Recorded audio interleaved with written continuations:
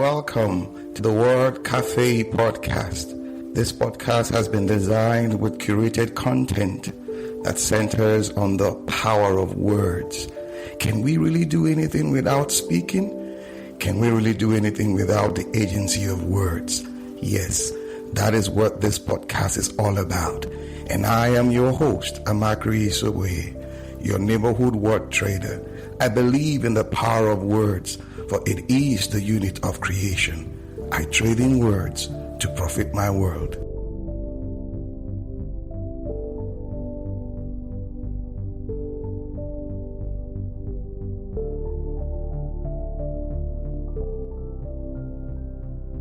Hello. Good evening, good morning, good afternoon, good everything, wherever you are joining me from on this wonderful Word Cafe live show. Yes, I am your host, Amakri Isoboye, and I'm here again with a wonderful, topic, to discuss and throw more light on how are you doing? How's your day been? Yes, it's been a period we've been having a lot of, issues surrounding our security and all that talks here and there. But let's not despair, because yes, the rolling stone gathers no marsh. I have a wonderful person today, yes, in the studio with me to discuss something I consider crucial with regards to work. Yes, the future of work. Who is he? You will see him soon. His name is Charles Okeibunor. He sees himself and calls himself the workplace transformational guru. If you sit under Charles Okeibunor for 5 minutes and you talk about workplace transformation, I tell you, you will become a believer in that subject. Okay, without much ado, I'm going to bring him in now because he is around. Where is he? Here he is. Hello, Charles. Welcome. Good to have you on the show this evening. How are you? I'm very well, thank you. Long day, but good to be here. Yeah, good to be here. Oh, before I brought you in, I was just telling the audience about Charles Okeibunor. What I know him for is transformational guru. That's why I describe you. When we come to that word, transformation, tying it to work, then Charles is he is the prophet to go to in that subject, if you want me to use that. So I'm going to leave the floor for him to introduce himself. I know him, and I want you to know him, but I think he knows himself better, and he will say one or two things. Charles, you have the floor. Thank you, Amakri. Good to be here on the You're welcome. Cafe. Today, I would rather introduce myself as a workplace enthusiast. So, someone who is happy to have work, and someone who has set a goal to make other people happy at work, happy for work, and happy to work. That's who I am. Wow. A workplace enthusiast. Wonderful. But now, we have 2020, 2021, that space, workplace, has changed for all of us. Before, I read an article some few days ago that before it used to be you wake up in the morning and you tell yourself and your family, I'm going to work. But now, it's not going to work. The work comes to you, more or less, because we're working virtually. What do you have to say about this new norm, so to say, about work? Well, you were going to work. Now work is coming to you, but work doesn't change. Good. Work is still work, W-O-R-K, wherever you do it. Matter of fact, you can even be right in the washroom and you're working. Working is not only about you exerting yourself hand and foot, even your mind. Which is one of the things that I canvass when I'm talking to professionals in stress and anxiety management. Reminds me of the words of T.D. Jakes when he said, you go to bed tired and wake up tired because you were sleeping, you were not having rest. And now, what's the critical factor in between? The critical factor in between is you may be sleeping and your mind is working. You may be sleeping and your mind is working. So now, work is not just all about using your hands and your feet, body movement or whatever. It has a lot to do with the mind. But a lot of us were still grappling with the reality, that shift, like I'm not going to a physical location. Now I'm at home and I am more or less doing more, so to say. How do I get my mind to see that work has not really changed? It is still the same thing. We just have, like you would say, you're a workplace enthusiast. There's this transformation, there's this transition. So how do I transition in my mind? The first thing we want to talk about is what are the elements of work? Good. As a lawyer, for example, they will say, what are the factors of a valid contract? Offer, acceptance, consideration, etc., etc. Now, what are the elements of work? Giving value, serving, being rewarded for the same value, making a difference. Okay. All the elements of work are not missing, regardless of whether you are at home or you are at work. You're giving value, you're delivering service, you're being rewarded, you're being evaluated. If you are an entrepreneur, you're going to be evaluated by the feedback of your customers. If you're a professional, you will be evaluated by your manager or those you manage for organizations that have a 360-degree appraisal system. If you're a managing director, your evaluation will be your balance sheet, your profit and loss account, so to speak. So at the end of the day, all the elements of work are available. You see, work has nothing to do with your location. It has to do with the value you are adding. So wherever you find yourself and you're able to add value there, that is your workplace. So let's say, for example, you're a mechanic. You leave your workshop, if that is where work is, sometimes your client will call you and ask you to meet them where their car is broken down. That place becomes the workshop. So, while I am not, without prejudice to the benefit of a physical structure for certain kinds of deliveries, I'm saying that if you move the apparatus that makes that place functional to another location, then you have created work in that location. So as long as the elements of work are not missing, there is still work, and the location does not dismiss the work that we're talking about, in essence, whether it's virtual, which is what you're referring to, or whether you have to go to the office. From what you have said now, there are components or elements that you need to look at and say this is work. And these components and elements are not missing. But right now, we're moving them from the physical location that we're used to the virtual. But even in the virtual location, so to say, you still have a form of location. That is your house, your home, your garage, But now, there's this, would I say, challenge a lot of employees are faced with. What is this challenge? The mindset. To shift that mindset from what I know work to be and what actually work is. How do we bring these two together and help the employee to see that you can transition smoothly as into this beat without any struggle?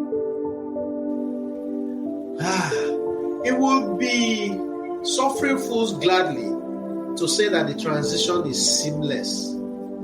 Okay. That would be the reality of change, which is what brings us to the difference between change and transformation. Good. Change happens suddenly. There's a power outage. Change. All right? Yeah. The loss of someone, change. Policy somersault in government, change. Yeah.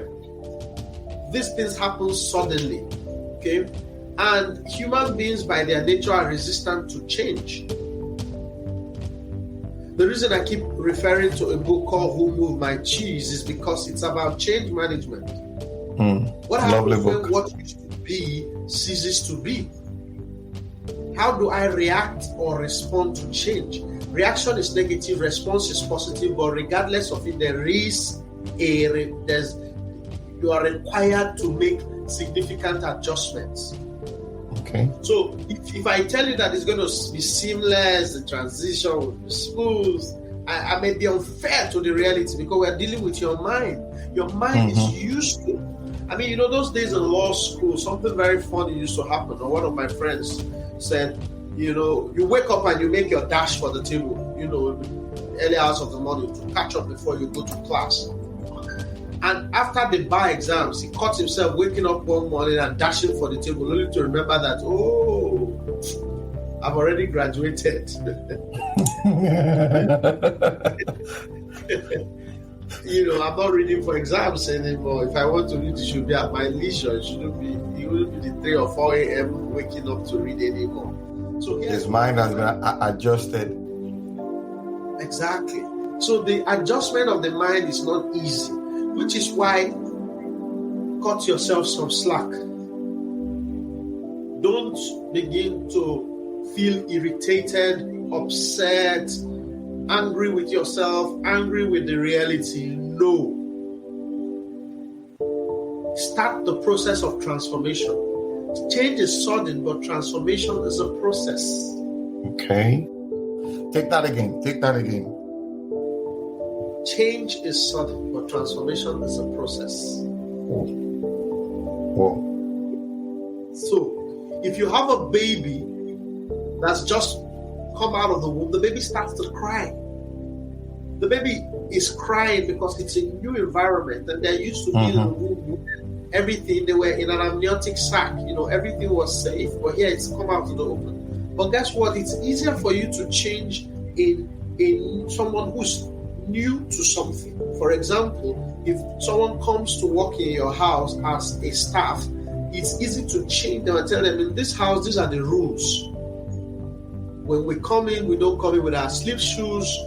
When you eat, you wash your plate, that.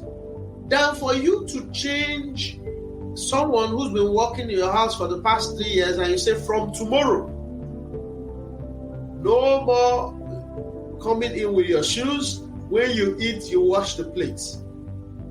Because for years, they've been used to certain kinds of systems. So transformation is attuned to people who have already been in a particular system, who have already been used to doing things in a particular way. Okay. But when people are coming into an organization newly, you change them. It's easy to change them. I'm saying that neither transformation nor change is easy. But you need to ask yourself, which one do you adopt? So COVID-19 is a sudden change. But you take it upon yourself to transform. It's your responsibility to evolve. Because change didn't give you any notice. Now they say everybody stay at home, but you still have to deliver. Now you're going to grapple with all the distractions. Maybe you didn't have a study in your home. You have to build yourself a study. You didn't have a comfortable chair, and you know that the ergonomics and health require that you sit on a comfortable chair and you're going to be sitting for a long time. Now you need all those apparatus for you to be able to concentrate. Transformation, therefore, requires that you first accept the reality of what has happened. And then you ask yourself, what do you need to adjust? And then you begin to make the adjustments part time. This helps your mind to be able to preserve all the other responsibilities and relationships in the journey of transformation. Because you do not want to achieve it at the expense of other things. True.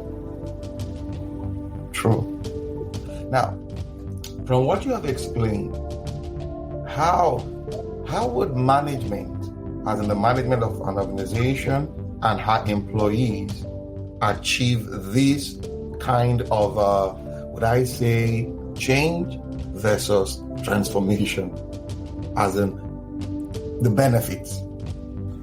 Okay, now you need to know the difference before you talk about the benefits. Change is sudden. The management of an organization has control, because they have control over making decisions. It is important for them to take the route of transformation rather than the route of change. All right. They have control. Now, there are certain elements that they have no control over. The organization does not have control over COVID-19. So it's a change. Everybody stay at home. The organization does not have control over that. What the organization has control over is, now that they are staying at home, how can we ensure that they are able to perform at optimal levels? And they construct a transformation map. Because the people are really dealing with a sudden change, you can construct a transformation map.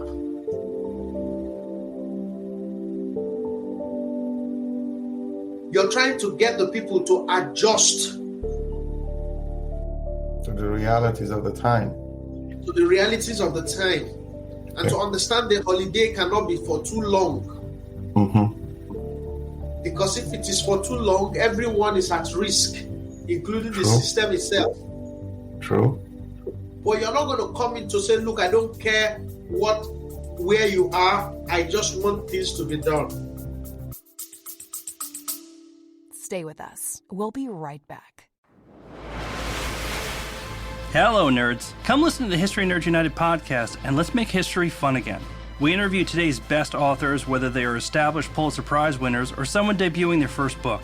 Let us show you that history is not a boring class you took in high school, but a place where the best stories come from.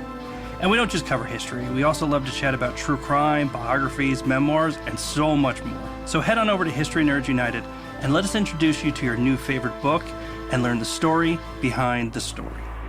History Nerds United.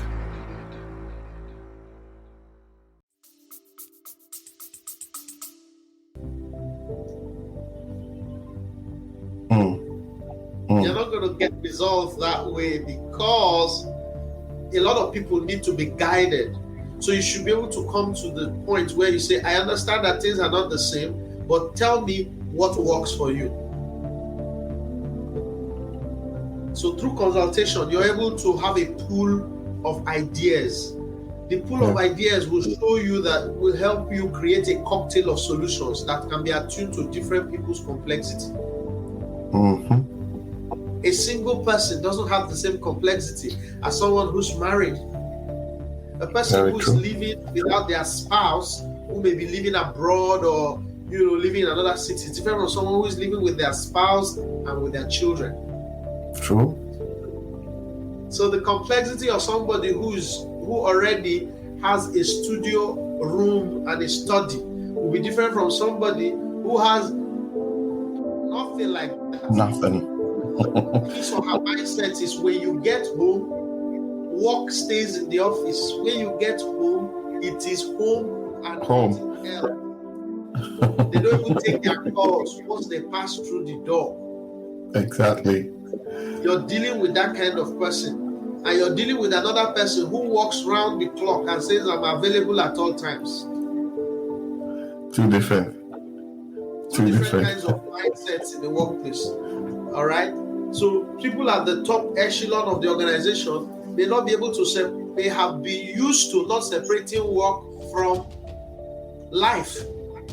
Because they are called for 24 hours. They may be calling them from HQ. They may be calling them for emergency. They may be calling them at any time. The only time they get to rest is when they are asleep or when they are on leave. So a person who has already fashioned that work-life balance and somebody who hasn't, you're also going to try and fine-tune them into the same work frame. That's wonderful. So we need a transformational map. That's the key word I got there. Like, okay, this is where we are now.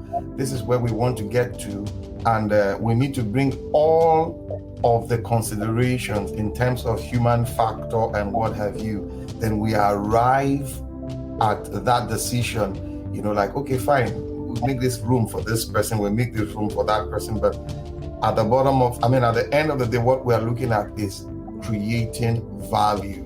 You know, our, like you said, that line item called productivity does not fall, but rather we see it maybe at where we left it, or even better going forward.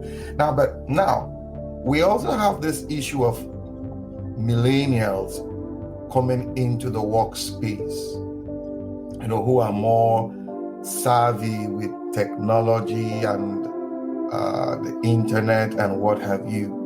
How do we carry them along in this discussion using the mode of mentoring, because they are in the space with us now? You know, how do we carry them along in this discussion? I don't see a challenge with the millennials because, or the generation Z's as they now have it, beyond even the millennials. The generation Zs are calling the millennials old, and you know. So what I'm essentially, the point is,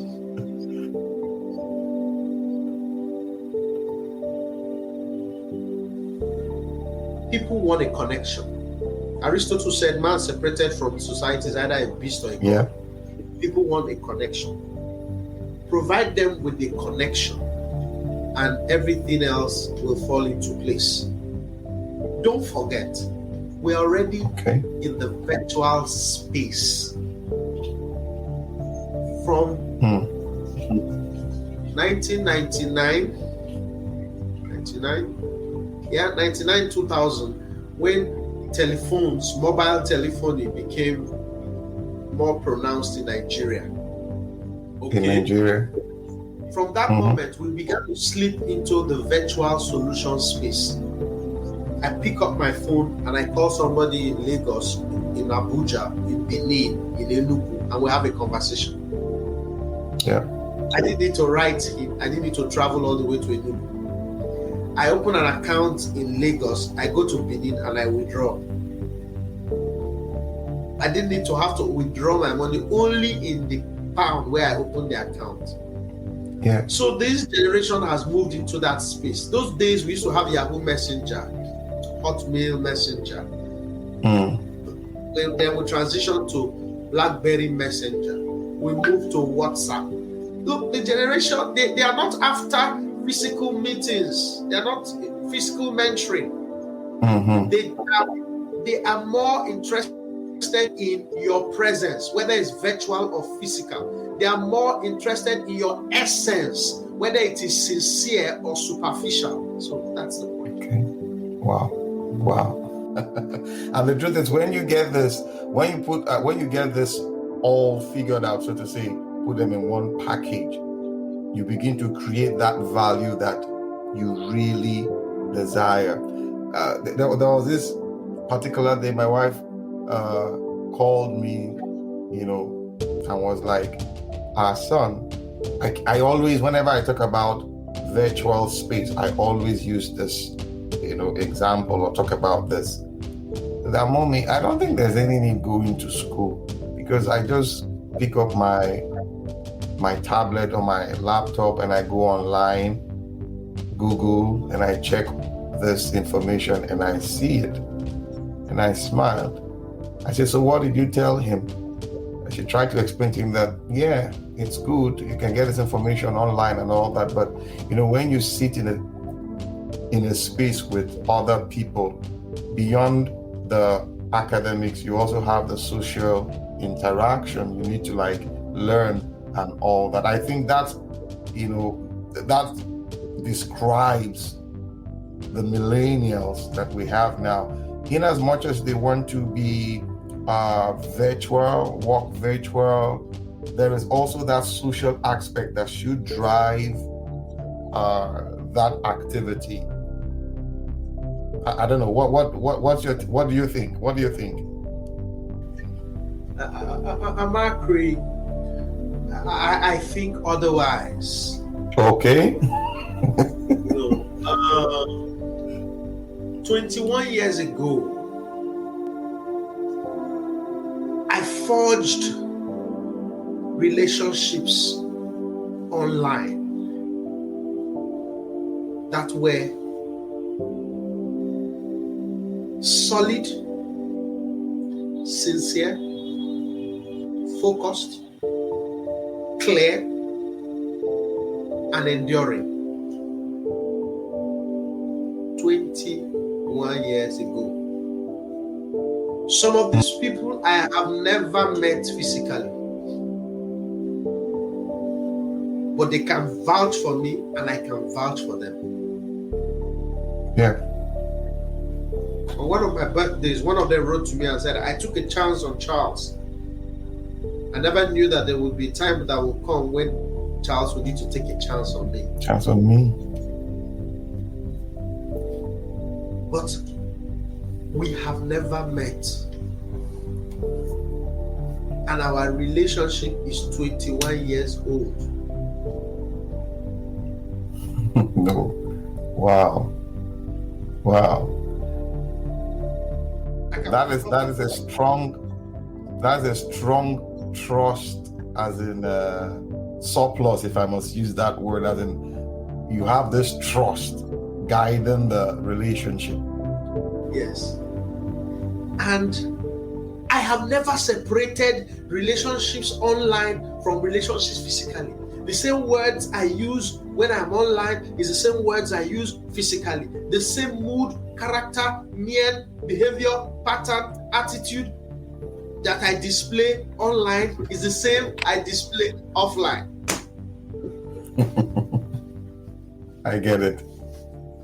Be you and do you. That's all.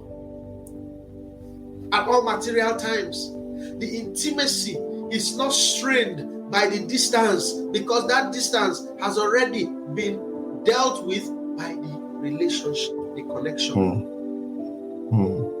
So if you're already a liar, sitting with you in Harvard is not going to turn you into a saint. Wow. As a matter of fact, if I am able to relate with you online and we're able to create this bond and connection, when we see physically, it is as if we've known for years. We're not going to go back to try to learn one another. So the point is this: who are you? You must never take away the place of social interaction among human beings. We are created to socialize. So, but we were not created to socialize only in one way. Okay. So we must adopt various ways of socializing. Multidimensional, more or less. Yes, we must allow our mind be elastic so that we don't get bogged by certain realities like COVID-19. So if he says I can learn online, I should be saying, where are your classmates online? Where is the interaction when you're watching a YouTube video? There's no interaction. You're just seeing a video. They are talking to you, but you can't talk back at them. You can't ask questions. That's the problem. So the solution should be get into a virtual class where you can ask questions, they can answer you, you can make comments, they can laugh about it, you can learn. Okay? Very much okay. So that's the point. I want to give you many examples, but maybe we should make No. I really appreciate this aspect that you just, called up, the socialization space in work. Like, we have so many tools we work with now, virtually, Zoom, Microsoft Teams, Google Meet, and all that. And what you just pointed out now, like, I'm working, we're interacting, we're asking questions, we're laughing, you see the person you're working with, so to say, you exchange a glance and all that. So it does not really break that bond between you and that colleague of yours. Rather, it strengthens it. So I think you really, should I say, gave a landing to that, because a lot of us, we've not been seeing it from that light. Sincerely speaking, we have not been seeing it from that light. We're only looking at it from the virtual space. I'm not seeing him now. I can see her. I can only hear her. But actually, there is a video feed. You need to make use of that, to help your interaction and all of that. Whoa. Now, you said something about performance at the beginning of when we came in, performance. How do we really forge it in this era? Those of us who are used to the traditional way of evaluating. Some organizations do 360, some do point-based and all that. But with the present scenario of talking about value creation and what have you, how do we bring the performance into this space and have it work effectively? What are the basis for performance? Results. Okay. Attaining and sustaining. There's nothing more about performance. Results, its attainment, and its sustenance. Before now, mundane things like staying long in the office were measured. We're used to measure your hard work. And I can tell you, while I can refer to them as mundane, they are not. There is a reason why those things are valued in a physical workplace. They are valued because of what the concept of availability. Okay. There is a prima facie assumption. I'm using good terms now. What I mean is, it is assumed that when you are available, that means you are committed. But it's not necessarily so. It's not necessarily so, which is why I call it mundane. But there is a significant truth in it. That if I turn around and there's somebody nearby, that presence, because man is a social animal, he cannot regard somebody who is in Kano. He might regard somebody who is right in front of him. All right? Scripturally, it says a friend nearby is better than a brother who is far away. True. So the reality is that availability has a strong effect on the mind. But over and above it, we must not take away the fact that performance is driven by results. Attaining the results and sustaining the results. So how does this the future of work affect performance? I want to see your results. I want a report today and I get it today. You may be cooking while you're attending the meeting. That's okay. What I want to see at the end is the minutes of the meeting. Yeah. the highlights of that meeting. You may be bathing your child and be in a virtual meeting, no problem. All I need at the end is that you have the records ready for me as at when due. You may be on your bed and attending a board meeting. Yeah. Well, if the video is not required, fine. What is important is after that board meeting, if we meet to brainstorm, you can effectively contribute solutions that can move the organization forward. So the future of work is about results. Attaining it and sustaining it. So performance will also be measured against these factors. Cool. Were you able to produce the results that will translate to growth for the organization?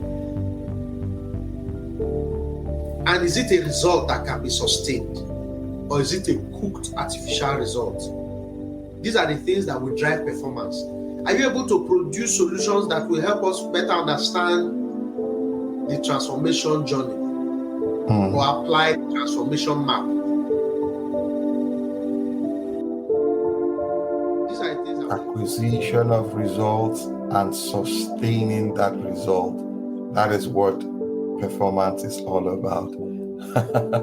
If I did not take anything out of this discussion, is what you just said now. You know, I want results, yes. We've attained it, but we need to sustain it.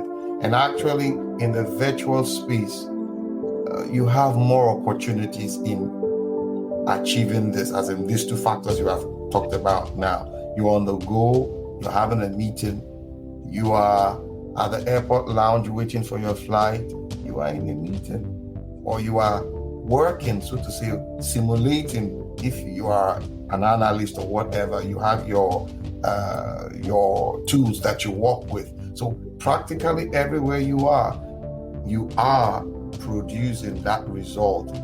That will be sustained, not necessarily being physically available. I am so blown away with that.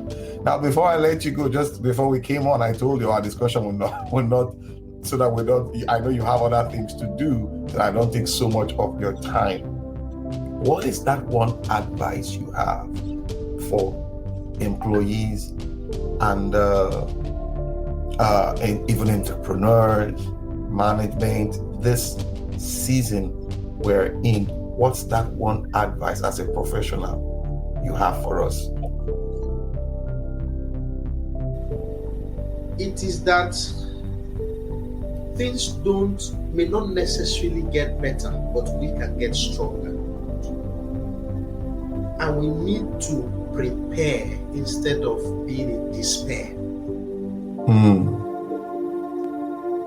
And preparation requires that we take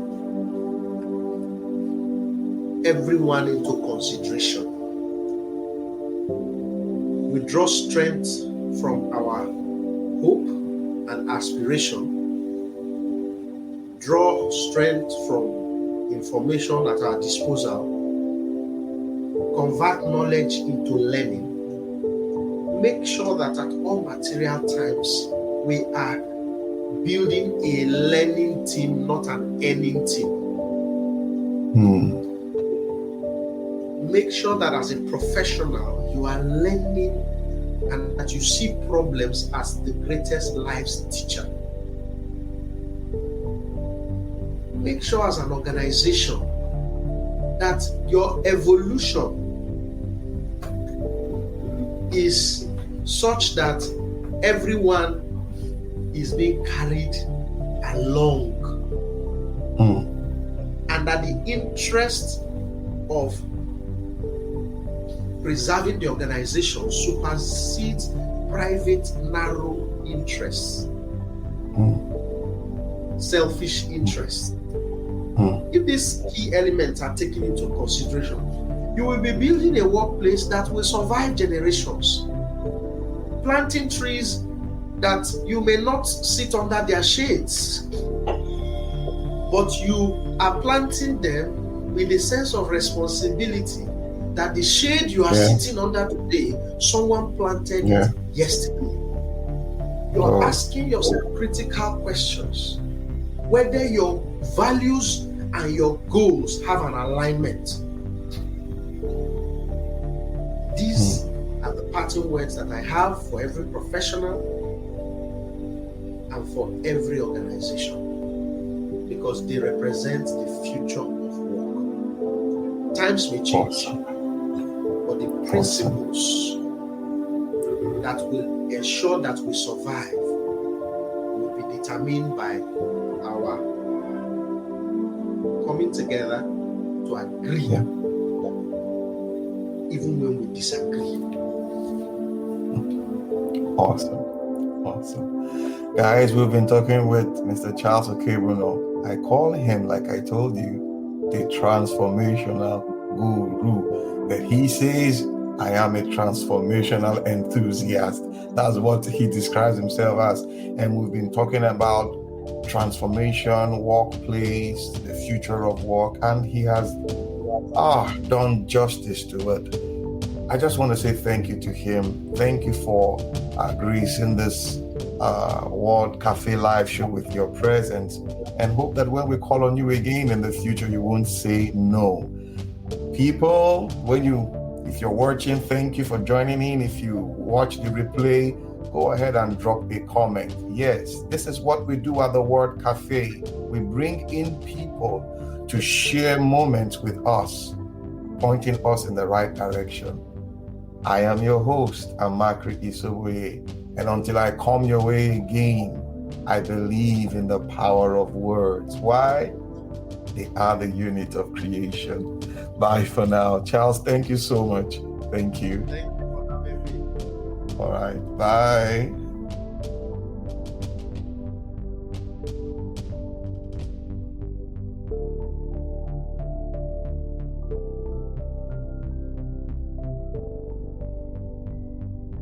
Awesome time it has been with you on the World Cafe podcast today. Thank you for being there. You can catch me up on my social media handles, Twitter, Facebook, LinkedIn, Instagram, all at Amakri Isoboye. Also, you can get copies of my books, A Cocktail of Words, The Color of Words, and my HR notebook on Amazon and on Roving Heights online bookstores. You can also subscribe to my YouTube page at the same address. Yes, till we see you again. Bye for now.